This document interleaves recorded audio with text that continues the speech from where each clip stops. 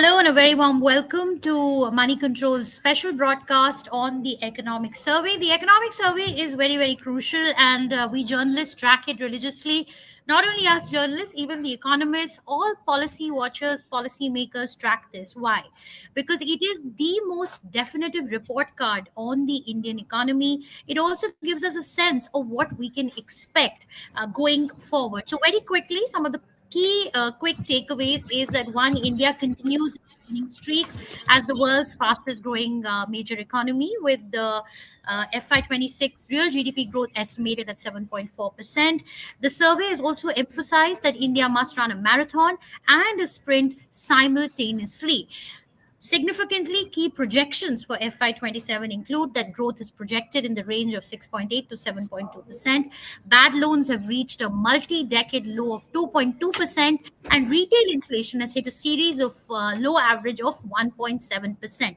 Now, to really understand where the Indian economy is headed, what is the big message, we have with us a group of money control editors and experts from outside. We have Aditi Nair, chief economist at ICRA, joining us. We have Rishi Agarwal from Team Lease RegTech, and we have Gaurav Chaudhary, consulting editor of Network 18.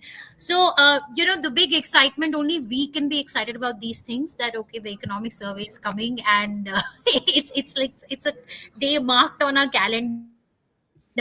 So, Aditi, any surprises for you there this time around, or do you think that Mr. Nageshwaran was very much, he did what he usually does, which is he was cautious, he was slightly optimistic, and prescriptive.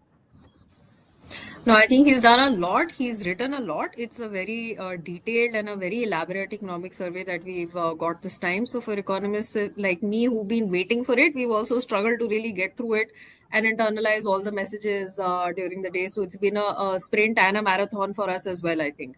But on getting off the lighter note, I think there's lots in this economic survey to unpack and really go through. And as a prelude to the budget, of course, the budget is on a Sunday this time, but at least we've got a couple of days to really be able to go through and internalize the key messages over the next couple of days before the budget and the Finance Commission report hit us on Sunday. So, to start with, I think the note of optimism, certainly we are projecting GDP growth just a tad lower than what the range that the economic survey has set out today. So maybe we can talk about that a little later. Yeah, okay, that's interesting because usually the economic survey's growth projections are lower than what the actual estimates come out to be. But this time around, I think they have projected a much higher growth number than a lot of the estimates doing the rounds. Gaurav, as someone who has analyzed economic surveys for over 20-25 years, you are a veteran in this space. What stands out for you, where this economic survey is concerned, considering it's presented amidst a lot of geopolitical uncertainty? Thanks, Shweta. One of the things that stand out is that I like the style of the economic survey of the current chief economic advisor because it's very businesslike. Uh, and in first instance, it might lack the flamboyance of some of his predecessors. But that said, on specifics of what the economic survey is supposed to do, that is to present the state of the economy report, he's extremely businesslike and doesn't mince words. This year too, he has stayed to that. He has stayed to form. So when he has said that the economy is likely to grow anywhere between 6.8 to 7.2%, it's a slight moderation from this year's, that is FY26 projected 7.4% expansion.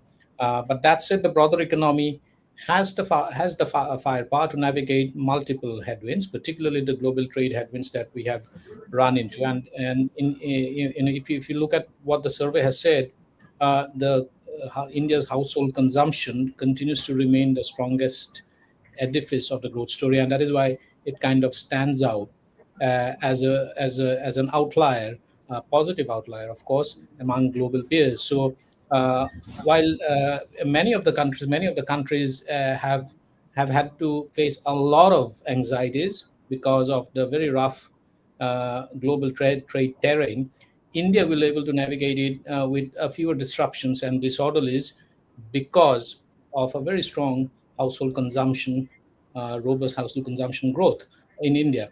There are a few challenges, though, and he has made it very clear that while inflation seems to be benign now, we still need to be cautious about overinterpreting this because the CPI will go through a base year change, as also the GDP, which will probably come out in the last week of February this year.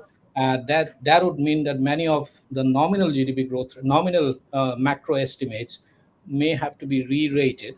It's also going to be interesting to see what is the nominal GDP growth rate the budget assumes, because this time the budget does not have the advantage of the Yeah. revised GDP base with it before presenting the budget. So that is going to be very, very interesting. But uh, a couple of things that stand out is also new in this economic survey is that there is one full dedicated chapter for artificial intelligence, and he has laid out a comprehensive strategy that the government should adopt if India has to join the global high table of AI. And this economic survey and the and the suggestions and the recommendations laid out so far as AI is concerned comes barely 20 days before India is supposed to host the Global AI Summit, where the who's who of the global AI world is going to converge here and brainstorm over various issues. So it's in terms of scale and in presentation, the Global AI Summit is no less than the G20 Summit because of the impact AI is having across. It's not just about lives and productivity. It's now emerging to be a massive geostrategic and geoeconomic tool. And that is why the economic survey very, very rightly has penciled in as AI as a very important strategic importance from a policy point of view. This comes right before the budget too, and I wouldn't be surprised if the budget is very high on the AI quotient, with AI turning out to be a key word in the finance minister's speech. Right, Gaurav. Let me bring in Rishi. Rishi is someone who's worked a lot with the government on cutting out what is called the regulatory cholesterol. What are the things that stand out for you in this economic survey? There is a lot of emphasis. I like what Mr. Nageswaran says, that the policy needs to adapt. It needs to be. It's no longer about doing the right thing. He writes. It's about adapting to change very quickly and looking at the impact the policy is having. I thought that was quite interesting, and he's been quite prescriptive to the states as well on this. Sure. I think, Shweta, you hit the nail on the head there. I'm particularly very excited about the survey. I've reviewed the survey from a lens of policy reform, particularly surrounding ease of doing business and ease of compliance, which I believe has been the policy binding constraint for the country to go from a Vikassheel status to a Viksit status, which is what our Prime Minister is talking about. Among the 16 chapters that are there, spanning over 600 pages, there are at least 7 chapters that directly refer to ease of doing business and ease of compliance as a key lever. Now, one thing that stands out clearly for me is that compliance has been acknowledged as a key economic infrastructure. Key takeaway is that the better regulation beats more regulation. Execution is India's biggest reform opportunity. I feel there is a remarkable consistency across various initiatives highlighted in the economic survey, whether you talk about MSMEs, you talk about labor laws, environment laws, tax laws, infrastructure. Gaurav spoke about AI. The answer is the same: digitize systems, deregulate processes, decriminalize where possible, and make compliance practical. So I think those are some of the key areas that clearly stand out. I've seen from the previous surveys the amount of time and real estate being spent on ease of doing business. Policy reform is a key lever, has continued to go up, and this year has not been an exception. Hmm. Interesting. So I think all of us have seen the survey. From our perspective, really. Let me bring in Aditi here. Let's talk about the economy, right? Because like I started by saying that the economic survey is the most definitive report card on the Indian economy. Until then you're talking, you're looking at the data, but according to the eco survey, the economy is in decent shape, driven by, anchored by domestic demand. I think that's very heartening to hear. And he also does not portray a very dismal picture of jobs and employment. However, he continues to be cautious. Aditi, what do you think? I mean, India has been described as an oasis of macro stability. What is driving that stability according to you? Yeah, thanks, Shweta. I mean, certainly when we look at the growth and the inflation numbers that we have for the current year, for instance, we are projecting the GDP growth at 7.4% this year, and we're looking at a CPI inflation that is going to be an average of 2% for the full year. These obviously are numbers which are very, very heartening. And I just want to go back to this anecdote, which will probably always stay with me. A couple of years back, I was talking to a delegation from one of the other BRICS countries, and I finished my macro presentation. They said, we want your problems. And I think there would be every country in the world that would want our most of our problems right now, right? With growth Not and really. inflation No, where it no, no. is, Can't be most of our problems. Aditi, we many of have them, our own. Many of them. Yeah, fair enough. many Fair of enough. them. Yeah. So I think, with growth and inflation where they are, it becomes easier to sort of deal with the other problems that Hmm. continue. Certainly, we are not looking at dealing with those problems when we have a growth which is sub 5% and an inflation which is 5% or higher. So, in that context, obviously, we are in a much better place and to be able to actually deal with and address the issues that linger. Looking ahead, of course, both the bases are going to change. So, there will be some rework that we will do to our estimates for FY27. My sense is that inflation will normalize. It will kind of bounce back up to that 4% mark or thereabouts. That typically, it's the midpoint of the MPC's range as well. On growth, I think, I'm really curious to see what will come through in terms of the new GDP series. My gut tells me that the nominal numbers may be higher, but growth could go in either direction from one year to the next. So even if the nominal numbers are higher, which is sometimes what happens when you move to a more current base that more accurately gathers data on the current state of the economy, even Hmm. then your year to year growth rates may turn out to be quite different from what you thought on the previous base. So obviously, economists and other nerds like myself are waiting really to see what the new data is going to tell us, and it is going to inform a lot of what is already going to come out in the budget. The nominal GDP base that we need to have, that's a denominator for like every fiscal metric out there. That itself will change. How much debt consolidation do we need to attempt over the next few years to get to the medium term target? That is going to get affected. What is going to be the fiscal deficit to GDP that is going to get baked into the budget? How is that going to get affected this year and next? This year, I think still the fiscal challenges are more around a few things. We're sitting on top of a lot of tax rationalization, and a couple of other factors are going to kind of compress the tax growth in FY26 and in FY27, particularly the GST cess going away and things like that. It's just going to push down that headline number, and obviously we need to keep that in mind before getting too alarmed if the gross tax revenue growth is looking a little low. Then we have the Finance Commission. What is that going to mean for the expenditure for both the Government of India and for the state governments? That's something that we're waiting to see. And then next year, of course, we have the pay revision, which will have an impact coming back onto the fiscal deficit number that the government can realistically put in place in the budget for next year. And then again, going back to the debt trajectory. So there's a lot of moving parts that we have to kind of keep in mind. So we will do one round of analysis tomorrow. First, the fiscal data up to December will come out tomorrow. So we'll be looking at the 9-month numbers. Then we'll be looking at the RE numbers on Sunday. And then we're going to be looking at all the matrices again once the new GDP base comes out. I don't envy your job, huh, Aditi? I really don't. Gaurav, Aditi also pointed out that there are so many moving parts to this story. But we've seen the CEA traditionally has always taken a more conservative view on the Mm. economy. But this time Right. around, it seems like he's more optimistic than several others out there. Mhm. What is driving his optimism according to you? And are you standing by the numbers that the CA has put out, the projections? Shweta, that question is for me. Yes, Gaurav. Yeah. Yeah, yeah. So clearly, he has made out that case. Why he is optimistic uh, is because of the very strong, robust household demand drivers, as he points it out in the economic survey, and that is going to act as a massive offsetting factor against the global headwinds. He has also said, and seems to be quite definitive about it, that the India-US trade deal is going to be concluded this year. We have just had the mother of, quote unquote, the mother of all trade deals, the Indo-EU FTA, concluded this week itself. And once the Indo-US trade deal is in place, I think that's going to release significant multipliers in the broader economy.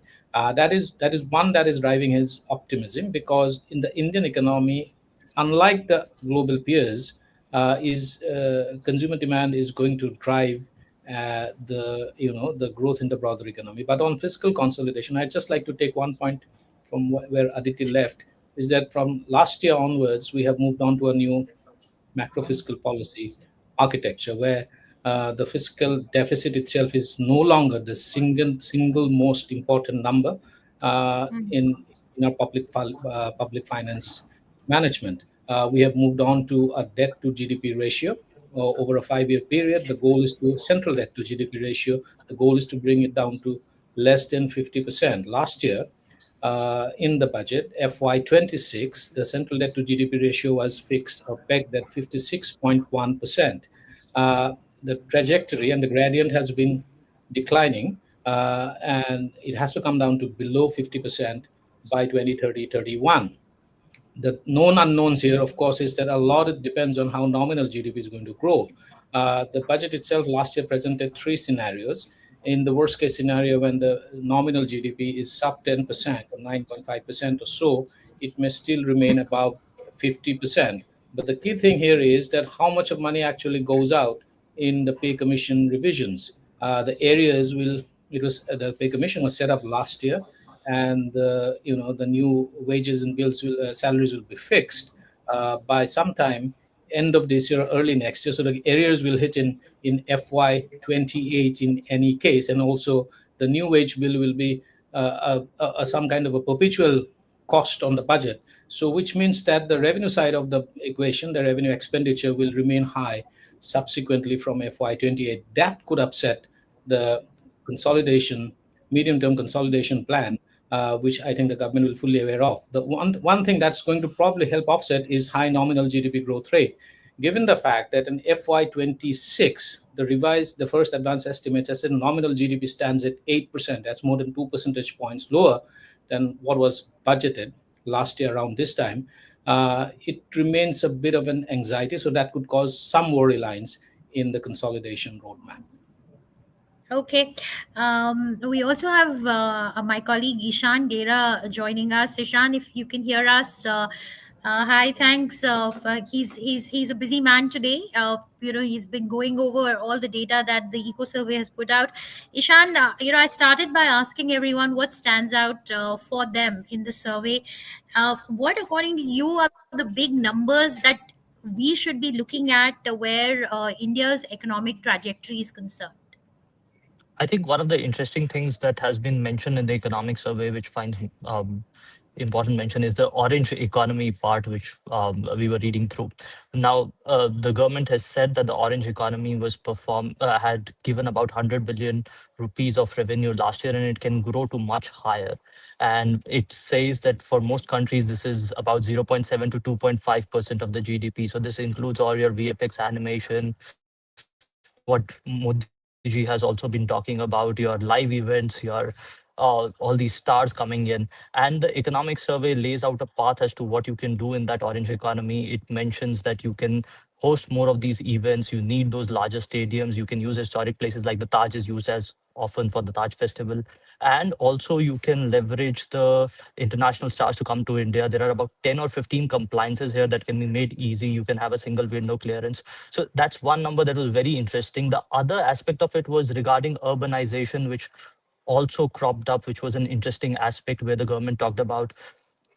The economic survey specifically talks about what you need in cities. This is the first time we are talking about cities from a sense, although the CA has been mentioning cities and the livability off and on again, but being in Delhi and, realizing the air quality and water, cities is one thing that actually jumps up from there. And he talks about how multimodal transport is needed, your initiatives, your transport departments need to talk to each other. You need simple planning, the floor space ratio, which has been a much of a contest in India, in Mumbai, in Delhi cities. And they give a very nice chart with respect to Singapore, New York, how those cities are and how India performs. So that is another important aspect, is water supply management and all. Right, right. So, true to his style, he's been prescriptive, and I'm glad that he's taken up this issue about urbanization. I think that's the big debate. Our air quality made headlines even in Davos. It's a survey which stands out for his unique signature chapters, such as on AI. I think AI is also an interesting. It's a very long chapter that he's dedicated this time around, and I also see a shift from what he's spoken about in the last economic survey where AI is concerned. I think he's made a turn there. Let me bring in Rishi here. Rishi, we spoke about the need for reforms and the need for easing up of compliances. What can we really expect from here on? What are you read How are you reading into this when it comes to the budget? Because what one gets to hear is that this whole thing about easing up of compliances will be a big pillar in the budget as well. How are you reading into what the survey recommends and making it into the budget? Well, Shweta, there's clearly a recognition that ease of doing business and ease of compliance are two binding constraints to India achieving its destiny. So, from that perspective, there's a clear recognition that there are three levers of of regulatory reform with deregulation, digitization, and decriminalization. And all three levers find ample treatment as far as the economic survey is concerned. Let's look at digitization as the first lever. Uh, Chapter 16 particularly makes a very important point. It explicitly says that states' capability in large, complex economy is impossible without digitized, standardized systems.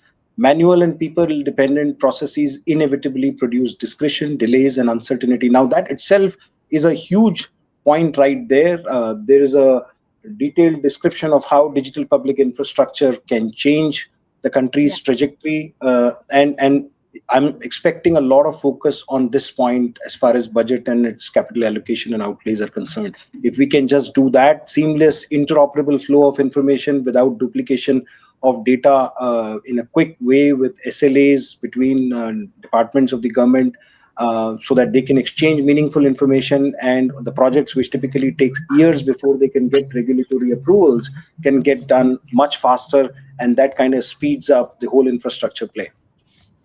Okay. Okay. India's medium-term potential growth rate has been revised upwards to 7%, and one of the reasons is sustained structural reforms.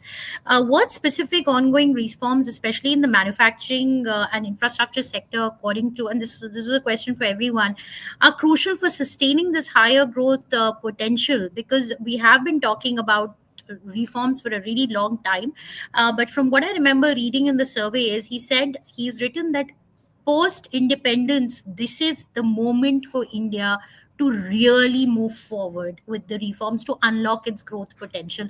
Aditi, very quickly, what kind of reforms would you like to see, and do you think budget is a good opportunity to present that roadmap? Look, I am a fiscal purist. I think the budget should be focusing on the revenues and the expenditure, the deficits and the debt. Reforms can be announced anytime during the year. I don't really have ever ascribed to the philosophy that the budget is the one day where every reform needs to be outlined and a big bang needs to be put forward.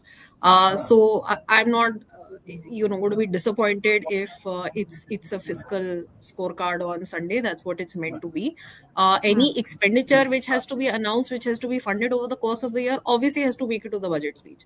But beyond that, reforms which do not necessarily have a fiscal outlay do not need to be tied into the budget. What is needed? I think three, four things from my point of view. Definitely, we need to have more of ease of doing business and all the compliance, all the multiple compliances that still need to be undertaken in some sectors. That is something that needs to be sorted out. My sense is that even like right now, when I look at the eco survey versus my own projections for next year and for the medium term, where am I a little skeptical? It is on our ability to drive exports to take us to a higher growth rate, and that's not only because of the current tariff related situation. I think it's also a factor of what are we going to export and to whom. It's not really that environment right now where you can have a country with an 8 to 10% growth that is really being just powered through exports. So obviously the domestic economy is going to be the bedrock of driving economic growth going forward. But within that, what can we actually do to make exports more competitive? That is something that I think the government needs to keep its eye on. PLI scheme has been there. Many other, other schemes are also there. But continuing to look at this process and also making it easier for, FDI to come into India to set up new businesses to be able to cater not only to exports but also primarily to the domestic economy. So I think that's where reforms need to continue to be brought in by the government, not just on Sunday but through the year. But Sunday is a good day to start, though, or give it that push that we need. How are you all reading into this whole pitch on disciplined Swadeshi as a policy tool to build domestic capabilities? Gaurav, is this, we've been talking about Atmanirbharta, we've been talking about, being self-reliant. Now we are looking at disciplined Swadeshi. What does that really mean? Yeah, before I come to that, I'll just take on from what Aditi had said on reforms. I mean, on a lighter note, I think while budget should follow a fiscal calendar, government expenditure should follow a fiscal calendar. Reforms, for some reason or the other, in India also follows an electoral calendar. I think we Yeah. first need to dealing reforms from an electoral calendar. The elections keep on coming several times over 5 years, and several times, sometimes twice in during a year, and reforms cannot be subjected to that kind of an electoral calendar. So I think, to be fair, over the last 10, 12 years, I think that has been decoupled significantly. Budget, because of legacy issues, because of historical issues, have always remained an occasion to announce reform measures, although most of these reform measures have very little immediate or expenditure, statutory expenditure requirements during the year. Many of these are long-term procedural issues. Also, on reforms, one thing that I would like to say is that something needs to be done for the MSME sector, because they have been the worst affected because of the stormy trade high seas. It is also the lifeblood of the Indian economy. 45% of India's merchandise exports, about 49% of India's GDP, employing more than 110 million people and counting. I think something needs to come, and those reforms may not necessarily be in the form of capital or in the form of tax breaks. Many times it could be just procedural, because there is a it's I myself run an MSME. I know many things can be sorted out through simple things like an online, very efficient, active online dispute resolution mechanism only for MSMEs. The procedural maze and the bureaucratic red tape, if those things are taken care of, I think many things will fall in place. Efficiency will bring in its own productivity gains, and that will unleash its own multipliers. The Jan Vishwas bill, which was introduced in August 2025, was not passed in the winter session, but I think it should be now put on a fast track in this parliament session. Yesterday, when the parliament session started, I think it has been listed as one of the bills to be passed in this session itself. Once that is passed, I think it's going to decriminalize a lot of minor offenses. That's going to give a big boost to ease of doing business in India. Ease of doing business should not be just some kind of a slogan that we should keep chasing or repeating. It should be something that we can see actively on the ground. You mentioned about pollution being discussed and finding, been talked about in Davos too. I have a slightly contrarian view to it. In many instances, of course, historically, if you see dust, construction dust particularly, can be a marker of growth and progress. And that is what we have seen historically in many cities, London, for instance, New York, Beijing, most recently, where most of the pollution is actually a consequence of growth rather than a cause for something else, and rather than a cause for many things that we know about. So we need to find a way of balancing this, because the growth imperatives are something that we cannot abandon at the altar of trying to contain pollution, which is a health hazard. And I don't think there is any dispute over that. But having said that, we have to find a way out where we are not in it. It's not a trade-off that we need to get into, because both are not mutually exclusive.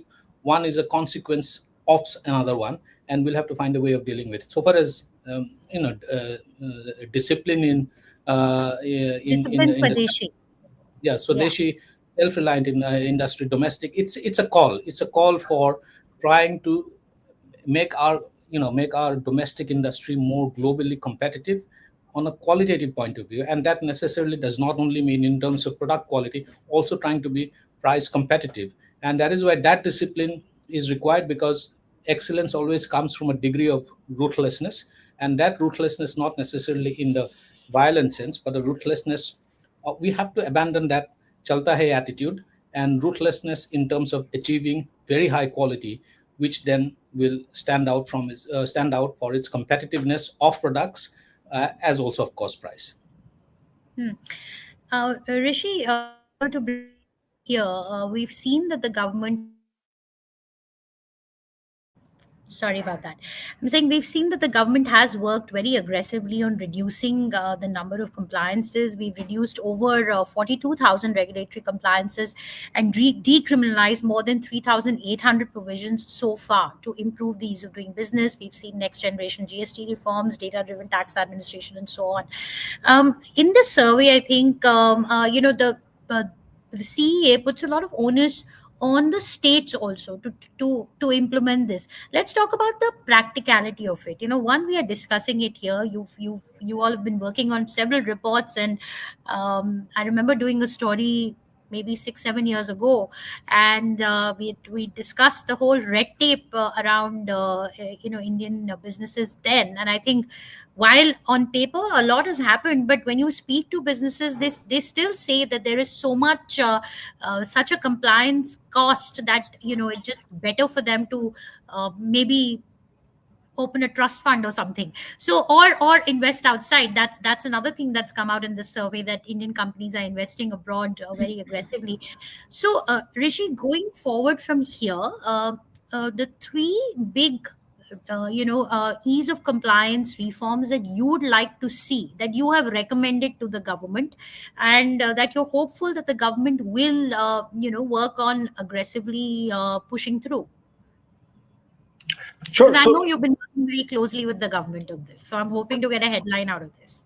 Sure. So, Shweta, I think there are 68 million enterprises that we have in the country. So we don't have a dearth of enterprises. But if you look at how many of them are formal enterprises, only about 1 million of the 68 million are formal enterprises. So what happened to the remaining, 67 million enterprises? They languish in informality. They employ under 10 employees, in majority of the cases under 5 employees.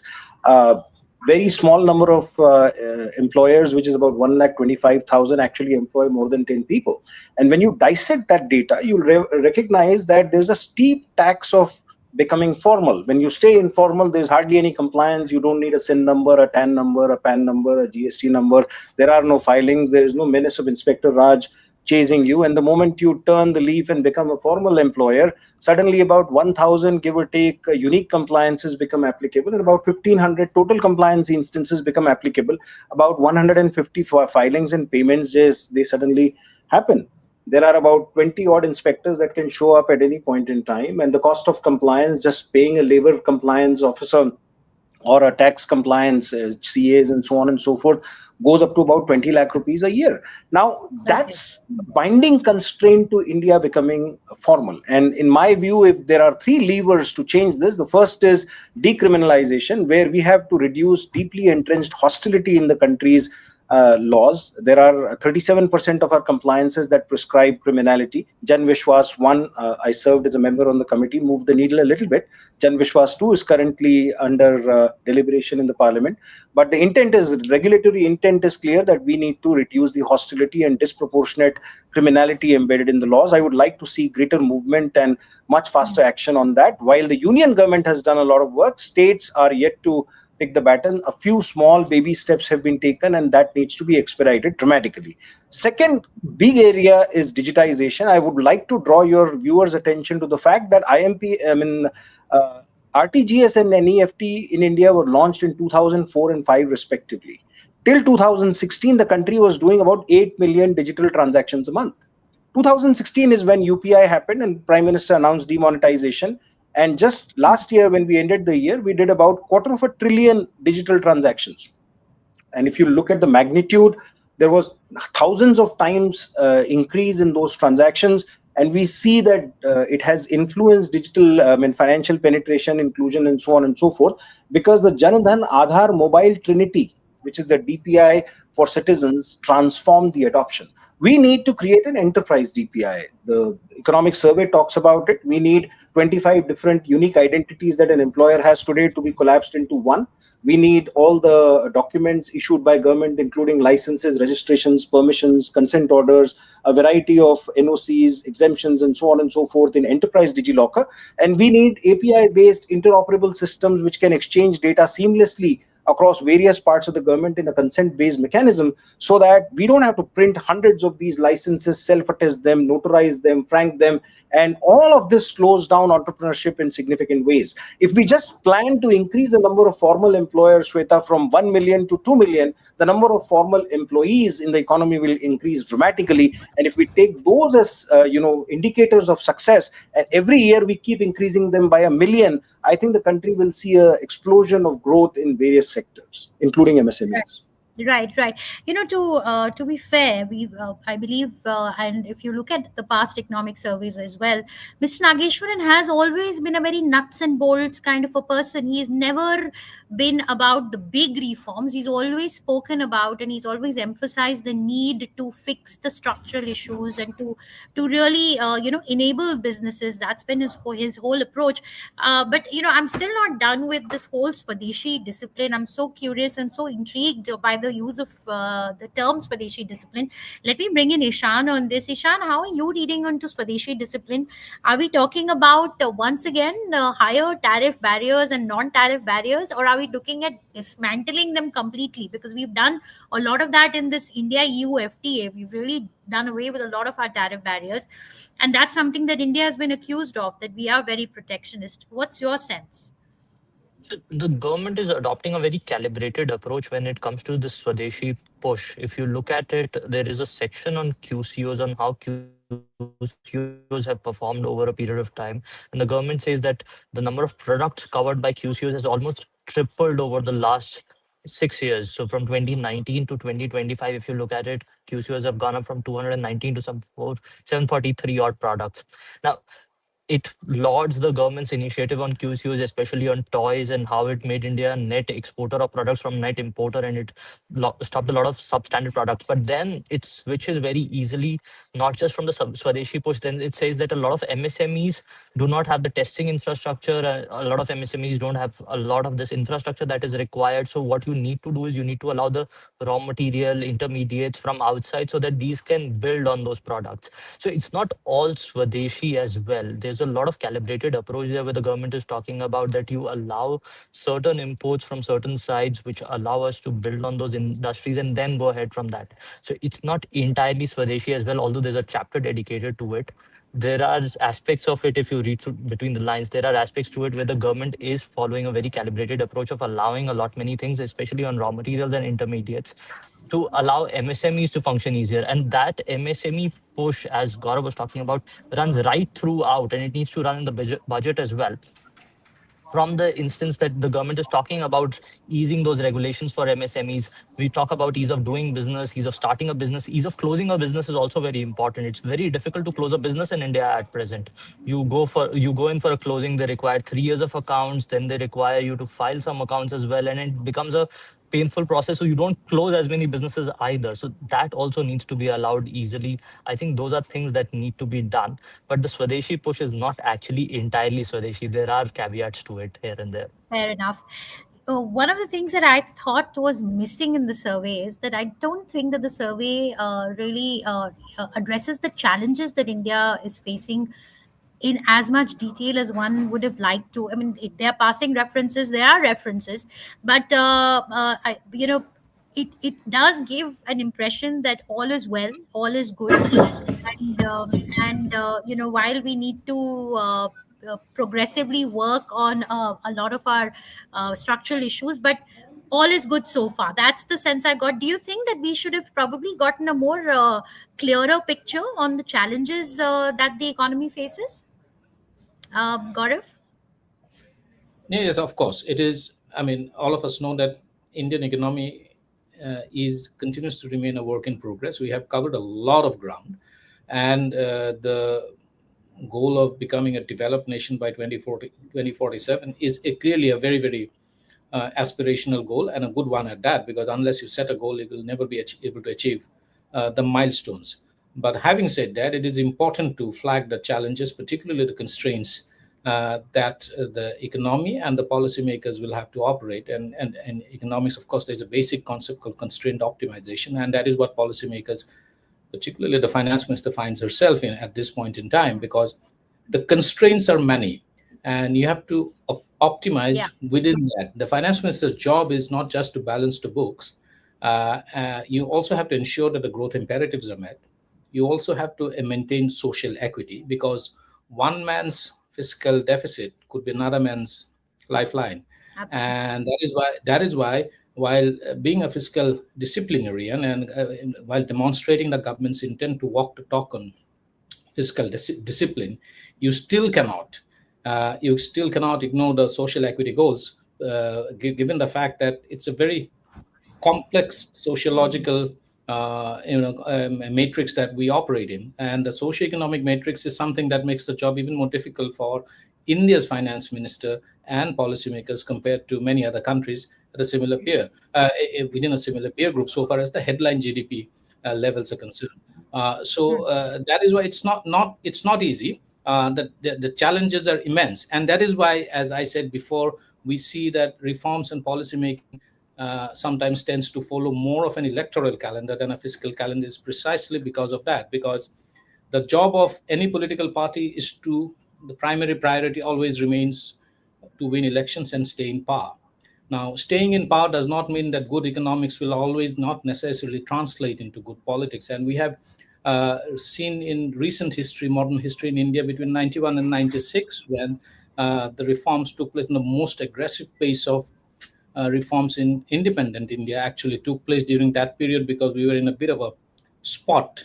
Right. But the party in power never returned in 1996. So it clearly that was good economics in textbook style, but it didn't translate into good politics Votes. for the party in power. So that is Right. why balancing the books, while it is the finance minister prerogative so far as the budget is concerned, balancing social equity objectives is that much more important. And that is why creating jobs, for instance, I mean, the kind of people that are joining the pipeline of hopefuls every year runs into millions in India every Absolutely. So month. I would have liked to see, I would have liked to see some of those challenges highlighted. Aditi, That's do right. you also feel, do you get a sense that maybe the economic survey is a bit of a, pat on the back that we've done great, and with just some references to the challenges? Shweta, I think I want to talk a little bit more on a different topic. I think what Gaurav was just talking about also lends itself to the discussion on the unconditional cash transfers and the welfare schemes. So Right, there right. has been a discussion on all of that at the state level, the fiscal related issues. And, this is a very interesting sort of dilemma that is there, that you have certain amount of revenues and then you have a fiscal deficit limit and a borrowing limit that you have to adhere to over a period of time. And then the expenditure that you choose to prioritize is where the money is going to go. And I think every state has its own sort of expenditure priorities, but we do tend to find that at different points in time, there are sort of common themes that run through expenditure across a number of state governments, and cash transfers is one of those themes right now. In the past, we had a phase where farm loan waivers were the norm for a little while before they kind of went away. And so bringing fiscal discipline back when there is this sort of move, I think that is something that also needs to be addressed. So very curious in this context to see what the Finance Commission is going to do, because that is going to lay out part of the revenue blueprint for the states for the next 5 years. And it's going to guide the kind of constraints, the fiscal constraints which are there for the states within which they need to basically balance their books. So typically what happens is, on one side, some of the revenues that the states get from the center are based on the recommendations of the Finance Commission. And on the other end, you have a fiscal deficit anchor, which is recommended, and that guides the borrowing limit that the states are allowed to raise every year. and everything else has to fall within that context. So typically, it's not that borrowings are going to explode just because states are announcing a lot of welfare schemes. Most of the time, they can't because they're constrained. They're within the permission that the government of India has set. But it's the quality of expenditure that is going to be conducted within the fiscal space which is there. That is the bigger issue, and that is a more sort of dominant theme that we need to be talking about and that we need to be looking at over the next few years. Interesting. All right. I think we're running out of time, but very quickly, Ishan, I want to bring you in here on, the one big key takeaway for you from the economic survey. I think the takeaway would be from the preface where the CA talks about not going for fleeting pleasures but going for the long run. I think that was the major part there that he talked about, of not going for short term fixes but staying on the course for the Viksit Bharat goal. That should be it. All right. I think we are all rooting for Viksit Bharat. Rishi, you one big key takeaway. I would just want a significant amount of targeted allocations for implementation of DPI in the country. It can change our orbit, it can change our trajectory, but hope is not a strategy. So unless you allocate real capital for union ministries, departments, and states, DPI is just going to stay on paper. Very, very significant. Absolutely. Gaurav, for you? Well, I think apart from the headline projections for next year, FY 27, the economic survey has also given a medium-term outlook. It started the practice last year, and the medium-term outlook looks extremely bullish at 7%. So if you're going to grow at 7% on an inflation-adjusted real basis over the medium term, which is 3 to 5 years, I think the Indian economy is headed towards a very, very bullish purple patch. All right, then. And Aditi, any closing comments? So I really liked how they categorized FY27 as a year of adjustment. I think there's a lot of adjustment ahead, and we all have to sort of gear up to get past that. Right, absolutely, because the big trade deal with the United States continues to be, we don't know which way it'll go, how long it'll take. So I think that's the big overhang at the moment. Thank you so much for joining in to really decode the economic survey. We started out by saying it's a very daunting document running into some over 700 pages. So we've managed to go through it and we've done a very exhaustive coverage of it on Moneycontrol. But of course, it's a document that you can keep rereading, and there'll be so much more coming out of it. But most importantly, the big takeaway is this for everyone, that the economy is riding high. It seems to be good shape, and it's primarily being driven by domestic demand. Having said that, that does not mean that we are completely insulated from the external shocks and the turbulence that's happening across the world, and that's very, very significant. And also the pitch that the CA makes about making India indispensable. He talks about how reforms have enabled India to ride through multiple global storms until this point, but going forward, it will be how we place ourselves in the global supply chain, how indispensable we become, what is it that we offer to the world. I think that's a lot of food for thought for our policymakers and leaders and entrepreneurs out there. So a big thank you to all our viewers also for tuning in, and a thank you to all my panelists, Gaurav, Rishi, Aditi, Ishan. Thanks so much. We'll of course be back on Sunday bright and early with our budget coverage, where we'll get you a blow by blow account of what this budget means for you, whether you are an investor or a student or an entrepreneur, or even how you should read the budget if you're a policymaker. Thanks so much for tuning in, and keep stay tuned on Moneycontrol. Thank you.